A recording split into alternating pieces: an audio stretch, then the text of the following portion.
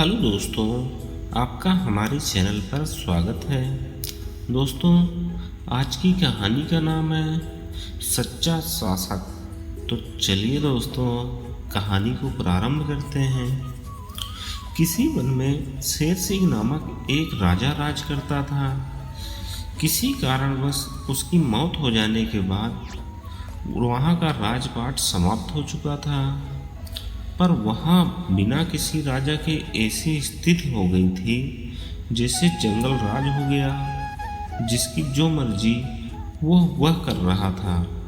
One में अशांति, मारकाट, गंदगी इतनी फैल गई कि वहाँ जानवरों का रहना मुश्किल हो गया। कुछ जानवर शेर सिंह को याद कर रहे थे कि जब तक शेर सिंह ने राजपाट संभाला हुआ था, सारे वन में कितनी शांति थी और कितनी एकता थी। ऐसे ही चलता रहा तो एक दिन यह वन ही समाप्त हो जाएगा और हम सब जानवर बेघर होकर मारे जाएंगे। भालू बोला, कोई न कोई उपाय तो करना ही होगा। क्यों न सभी सहमत से हम अपना कोई राजा चुन लें जो शेर सिंह की तरह हमें पुनः एक जंजीर में बांधे और वन में एक बार फिर से अमन और शांति के स्वर गूंज उठे।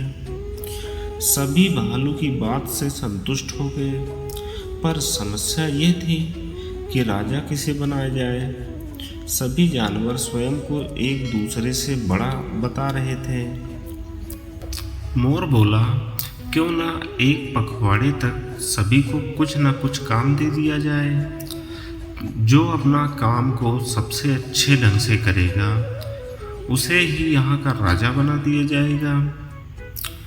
तो सभी की बात से सहमत हो गए और फिर सभी जानवरों को उनकी योग्यता के आधार पर काम दे दिया गया। लोमड़ी को मिट्टी हटाने का काम दिया गया, तो भालू बंदर को पेड़ों पर लगे जाले हटाने का काम, हाथी को पत्थर उठाकर एक गड्ढे में डालने का काम सौंप दिया गया और खरगोश को घास की सफाई करने का काम दिया गया। जब एक पखवाड़ा बीत गया तो सभी जानवर अपने अपने कार्यों का ब्यौरा लेकर एक मैदान में एकत्रित हो गए। सभी जानवरों ने अपना काम बड़ी सफाई और मेहनत से पूरा किया। सिर्फ हाथी था जिसने एक भी पत्थर गड्ढे में नहीं डाला था। अब एक समस्या फिर खड़ी हो गई कि आखिर किसके काम को सबसे अच्छा माना जाए। बुद्धिमान खरगोश ने युक्ति सुझाई, क्यों ना मतदान करा लिया जाए। जिसे सबसे ज़्यादा मत मिलेंगे उसे ही हम राजा चुन लेंगे। अगले दिन सुबह सुबह चुनाव रख लिया गया और एक बड़े मैदान में सभी पशु पक्षी मत देने के लिए उपस्थित हो गए। मतदान समाप्त होने के 1 घंटे पश्चात मतों को गिनने का काम शुरू हुआ।